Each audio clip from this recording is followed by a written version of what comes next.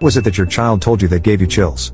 1. When my son was 4, I became pregnant for a second time. I had just discovered a terrible secret about my husband, was terrified about bringing another child into the family. I had no real plan on how to resolve my situation, so I hid the pregnancy for 4 months. Very sadly, perhaps due to stress, I miscarried. During the time that I was pregnant, I had many quiet conversations with the baby. Convinced it was a boy, I called him Luke. Fast forward several months, and my son has a new best friend. He met him in the park and they had many of the same interests and even looked alike. The only problem was this friend was an invisible friend, named Luke, who, according to my son, just wants to be his brother. Gives me chills just remembering it. 2. The day my daughter told me she'd been abused by a family friend. She was 10. I grabbed her and hugged her as tight as I could, and we both just sat and cried for a few minutes. I told her how much I loved her and how brave she was for telling me, and I would make sure that would never happen again, ever, as long as I was alive. She wiped her eyes, told me she loved me too, and went out to play in the backyard. I immediately called the police, and within 45 days the bastard was in jail.